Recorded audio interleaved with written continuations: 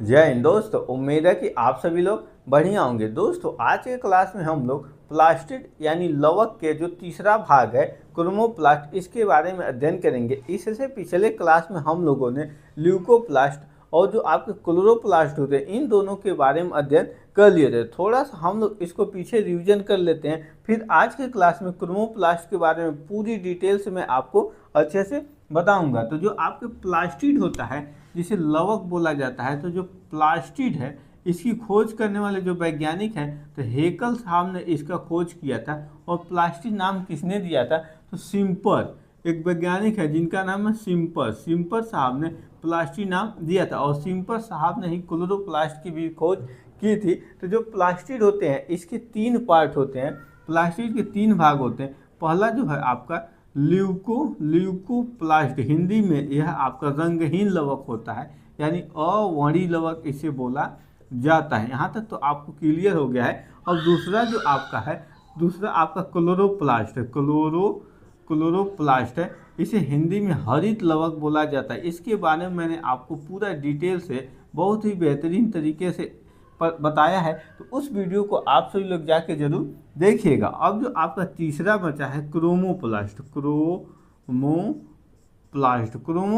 को हिंदी में रंगीन लवक या इसे वर्णी लवक बोला जाता है। तो इसी के बारे में आज हम लोग पूरा अच्छे से समझेंगे। तो जो आपका ल्यूकोप्लास्ट है यह अवर्णी लवक है, यानी रंगहीन लवक है, यानी पौधे के उस भाग में पाया जाता है जहाँ पे सूर्य के प्रकाश नहीं पहुंच पाते हैं। जैसे आपका भूमिगत तना हो गया, भूमिगत तना का मतलब वह तना जो जमीन पे लेट के ही चलता है, उसमें हो गया। जैसे आप देखेंगे कि बरगद जो है, बरगद का जो आपका टहनी होती है वह नीचे लटक के आपके ज़मीन में लग जाती हैं, तो उसमें भी आपके यह जो ल्यूकोप्लास्ट पाए जाते हैं। इसके अलावा सबसे बेस्ट उदाहरण आपका है जैसे आपका आलू हो गया, जैसे आपका मूली हो गया, इन सब में ल्यूकोप्लास्ट अच्छे मात्रा में पाए जाते हैं। अब जो आपका क्लोरोप्लास्ट है, तो क्लोरोप्लास्ट हरित लवक है, और इसी हरित लवक में आपके क्लोरोफिल, हिंदी में पर्णहरिम से बोला जाता है, यह पिगमेंट पाया जाता है। और इसी की ही वजह से जो पेड़ पौधे होते हैं वह सारे पेड़ पौधे प्रकाश संश्लेषण करके इस अपक्रिया के द्वारा भोजन बनाते हैं, जो भोजन कार्बोहाइड्रेट, प्रोटीन और वसा के रूप में पौधों में संचित होता है, और उसी को हम लोग भोजन के रूप में ग्रहण करते हैं, तभी जाकर हम लोग अच्छे से स्वस्थ रहते हैं। अब जो आपका नेक्स्ट है क्रोमोप्लास्ट, यानी रंगीन आवृत वर्णी लवक, यानी इसमें हरा रंग को छोड़कर सभी तरह के इसमें रंग पाए जाते हैं। तो जो आपका आज का अध्ययन होगा इसी के बारे में हम लोग पूरा अच्छे से समझेंगे। इससे पहले आपको जानना है कुछ इंपॉर्टेंट टिप्स। जैसे आपका क्लोरोप्लास्ट है, तो क्लोरोप्लास्ट मुख्य रूप से केवल प्लांट में यानी केवल पौधों में पाया जाता है, परंतु कुछ ऐसे भी हैं जिसमें क्लोरोप्लास्ट नहीं पाए जाते हैं। जैसे आपका जो बैक्टीरिया हो गया, बैक्टीरिया जो कोशिका हो गई, इसमें क्लोरोप्लास्ट नहीं पाए जाते हैं। फिर इसी के साथ साथ जो फंगी हो गए, फंगी यानी जो कवक हो गए,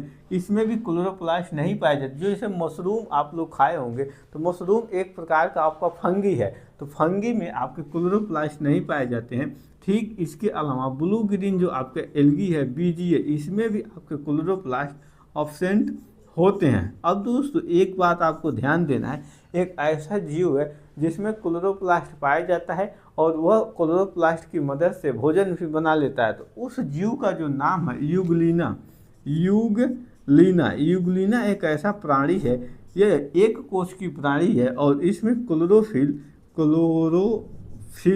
क्लोरोफिल पाया जाता है, और इसी क्लोरोफिल की मदद से यह प्रकाश संश्लेषण के द्वारा भोजन बना लेता है। और जब प्रकाश संश्लेषण नहीं करता है तो यह जीवों को खा के अपना भोजन जीवों को भक्षण करके लेता है। तो यहाँ तक आपको सारी बातें अच्छे समझ में आई होगी। दोस्तों अब हम लोग समझते हैं कि क्रोमोप्लास्ट, तो जैसा कि मैंने पहले ही बताया कि जो आपका क्रोमोप्लास्ट है यह रंगीन लवक है, यानी इसमें हरा रंग को छोड़कर सभी तरह के इसमें रंग पाए जाते हैं। और ये पौधों के किस भाग में पाए जाते हैं? तो ज़्यादातर इनका जो स्थान होता है जैसे कि जो पौधों की तरुण पत्तियां होती हैं, जो तरुण पत्तियां, तरुण का मतलब जो नई नई पत्तियां निकलती हैं, आप देखे होंगे कि जो नई नई पत्तियां, नई नई कली निकलती हैं, नई पत्तियां निकलती हैं, वह एक बैग हरे कलर की नहीं होती है, वह पहले हल्का पीला, हल्का गुलाबी, हल्का लाल कलर की होती है, यानी उस रंग में निकलती हैं। जैसे जैसे वह पत्ता ग्रोथ करता है, बढ़ता है, तो वह बाद में जाके हरा रंग में परिवर्तित होता है। तो यह जो तरुण पत्तियां उसमें पाई जाती हैं। जैसे आपने गुलाब का फूल, गुड़हल का फूल, कमल का फूल देखा है, तो वो फूल की जो पंखुड़ियां होती हैं, यानी ये फूलों की जो पंखुड़ियां होती हैं, फूलों की पंखुड़ियों में यह आपका क्रोमोप्लास्ट, पंखुड़ियों में आपका क्रोमोप्लास्ट पाया जाता है। इसी के साथ साथ जो पके फल होते हैं, जैसे कि केला है, आपका जब पेड़ पे रहता है, पका नहीं रहता है, तो आपका हरे कलर का होता है, हरे रंग का केला होता है। आम जो है आपका जब पका नहीं रहता है तो हरे रंग का होता है, लेकिन जैसे ही वह पक जाता है, तो पकने के बाद उसका कलर चेंज हो जाता है। केले का जैसे पीला कलर हो गया, आम भी पीला हो जाता है, कुछ आम हल्का हल्का लाल हो जाते हैं। ये किस वजह से होता है, इसको मैं आगे आपको अभी बताऊंगा। तो फूलों की पंखुड़ियाँ और पके फलों में यह पाए जाते हैं, यह पाए। इसके साथ साथ कुछ जड़ भी हैं, उन जड़ों में भी यह आपके क्रोमोप्लास्ट पाए जाते हैं। तो जड़ों में जैसे आपने चुकंदर देखा है, चुकंदर में पाए जाते हैं। तो चुकंदर की जो जड़ होती है, इसी के साथ साथ जो गाजर है, इसमें भी पाए जाते हैं। तो यहाँ पे इनके जो स्थान है, यह स्थान है। इसके अलावा जो आपके क्रोमोप्लास्ट हैं, यह कुछ बैक्टीरिया और एल्गी यानी शैवाल में भी पाए जाते हैं। इसको मैं आपको अभी पूरे अच्छे से बता देता हूं कि बैक्टीरिया में और शैवाल में पाए जाते हैं। जैसे आप लोगों ने लाल सागर का नाम सुना होगा, तो लाल सागर लाल क्यों होता है? अल्पाइन और आर्कटिक महासागर के ऊपर जो बर्फ ढकी होती है, वह बर्फ लाल क्यों दिखाई देती हैं, इसको भी आपको समझना है। और यह सारे इम्पॉर्टेंट आपके क्वेश्चन है, तो आपके एग्जाम में पूछे जाएंगे, तो याद रखना जरूरी है। तो जैसे आपने भांटा देखा है, जो बैगनी कलर की भांटा आती है, यानी जो काली वाली, नीली वाली जो भांटा आती है, जो बैगन आता है, उसका कलर इस तरह का क्यों होता है? जैसे भांटा एक सफ़ेद भी होता है और एक हरियर कलर का थोड़ा थोड़ा होता है, और एक आपका डार्क यानी बैगनी कलर का होता है। तो यह किस वजह से होता है? तो जो क्रोमोप्लास्ट आपका है, यानी जो यह क्रोमोप्लास्ट जो है आपका, इसी के वजह से यह सारी क्रियाएं होती हैं। तो इसका भी जो आकार है, जैसे आपका क्लोरोप्लास्ट का आकार है, सेम उसी तरह का मिलता जुलता इसका भी आकार है, लेकिन उसमें अंतर एक है कि मैंने आपको क्लोरोप्लास्ट में मैंने आपको स्ट्रोमा लैमेली बताया था। इस तरह की एक संरचना होती है जिसे स्ट्रोमा लैमेली बोला जाता है, यानी आपके स्ट्रोमा पटलिकाएं होती हैं। तो यही पटलिकाएं आपके इस क्रोमोप्लास्ट में यानी रंगीन लवक में यह पटलिकाएं नहीं होती हैं, यह अब्सेंट होता है। अब बात करते हैं दोस्तों, आपके जो क्रोमोप्लास्ट है यानी जो रंगीन लवक है, इसमें एक पिगमेंट पाया जाता है जिसका नाम है एंथोसाइनिन। एंथोसाइनिन जो आपका पिगमेंट है, इस पिगमेंट की वजह से, जैसे आपका बैगन है तो बैगनी कलर का होता है इसी की वजह से। और इसी के साथ साथ कुछ शैवाल यानी जो एल्गी हैं, इन एल्गी में कुछ एल्गी भूरे रंग के होते हैं। तो ये भूरे रंग के क्यों होते हैं? क्योंकि उन शैवालों में जो यह आपकी क्रोमोप्लास्ट होती है, इसमें एक और पिगमेंट पाया जाता है जिसका नाम है फ्यूकोजैंथीन। इसी पिगमेंट की वजह से यह शैवाल जो है भूरे कलर के होते हैं। इसके अलावा कुछ ऐसे भी शैवाल होते हैं जो लाल रंग के होते हैं। तो इन शैवालों में कौन सा पदार्थ, कौन सा पिगमेंट पाया जाता है, तो इसको आपको याद रखना है, बहुत इंपॉर्टेंट क्वेश्चन है। तो जो आपका पहला पिगमेंट है आर फाइकोसाइनिन है, और इसी के साथ साथ इन दोनों में से कोई एक पाया जाएगा, आर फाइकोइरिथ्रिन है। तो इन्हीं दोनों की वजह से जो और भी शैवाल होते हैं वो लाल कलर के होते हैं। आप सभी लोग अल्पाइन और जो आर्कटिक महासागर है,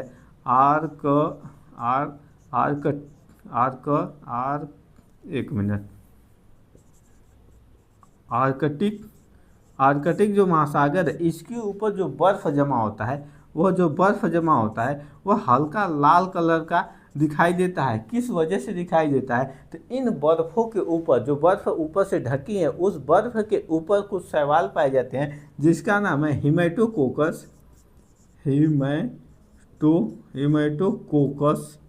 हिमेटोकोकस नाइवेलिस। यह जो शैवाल होता है इन बर्फ के ऊपर पाया जाता है और इसी शैवाल में आर-फाइकोसाइनिन और आर-फाइकोइरिथ्रिन नामक पिगमेंट पाया जाता है और इसी पिगमेंट की वजह से जो अल्पाइन और जो आपके आर्कटिक महासागर के ऊपर जो बर्फ जमी होती है वह हल्का लाल रंग की दिखाई देती हैं। यहाँ तक तो आपको क्लियर हो गया होगा। इसके अलावा अब आप सभी लोग सुने होंगे लाल सागर का नाम सुने होंगे, लाल सागर। अब ये लाल सागर नाम क्यों पड़ा है, इसके पीछे की वजह क्या है और ये लाल क्यों दिखाई देती है? तो इस सागर में, यानी इस जो सागर है उसके जो जल है, उस जल के ऊपर शैवाल तैरते हैं। उस शैवाल का नाम है ट्राइकोडेस्मियम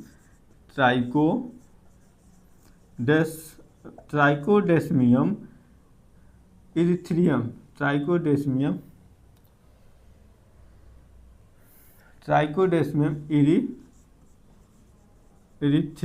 ट्राइकोडेस्मियम इरिथ्रियम नामक जो शैवाल है, यह शैवाल जो है लाल सागर के जो जल है उसके ऊपर तैरता रहता है और इसका कलर लाल होता है। और लाल किस वजह से होता है? आर-फाइकोसाइनिन और आर-फाइकोइरिथ्रिन की वजह से इसका रंग जो है लाल होता है और यह लाल सागर के जल के ऊपर तैरता रहता है। इसलिए लाल सागर के जो पानी है वह आपको देखने में लाल दिखाई देता है। यहाँ तक दोस्तों, इसके अलावा कुछ ऐसी बैक्टीरिया होती हैं जिसमें क्लोरोफिल अनुपस्थित होता है, यानी लवक नहीं पाए जाते हैं। उसके बावजूद भी वह बैक्टीरिया प्रकाश संश्लेषण की अपक्रिया के द्वारा स्वतः भोजन बना लेती हैं। यह सभी बैक्टीरिया नहीं होती हैं, कुछ प्रकाश संश्लेषी बैक्टीरिया होती हैं, केवल वही इस तरह के काम कर पाती हैं। हालांकि ज़्यादातर जो आपके बैक्टीरिया हैं परजीवी होते हैं। तो जो आपकी प्रकाश संश्लेषी बैक्टीरिया है इसमें जो आपका पिगमेंट पाया जाता है तो बैक्टीरियो क्लोरोफिल पाया जाता है और इसी बैक्टीरियो क्लोरोफिल की मदद से यह जो बैक्टीरिया है प्रकाश संश्लेषण करके भोजन बना लेती हैं। तो जो आपका प्रकाश संश्लेषण होता है इसी बैक्टीरियो क्लोरोफिल के ही मदद से होता है। तो इसमें मुख्य रूप से इसमें इसका जो आपका स्ट्रक्चर है, जो आपकी अणुसूत्र है, तो इसको भी आप याद रखिएगा। बैक्टीरियो क्लोरोफिल का जो अणुसूत्र है वह पूछा जाता है। तो C55H74 और आपका O6 नाइट्रोजन 4 और मैग्नीशियम का एक ही अणु है। तो यह आपका बैक्टीरियो क्लोरोफिल का अणुसूत्र है और बैक्टीरियो क्लोरोफिल की ही मदद से प्रकाश संश्लेषण करते हैं। तो कौन सी बैक्टीरिया होती है? प्रकाश संश्लेषी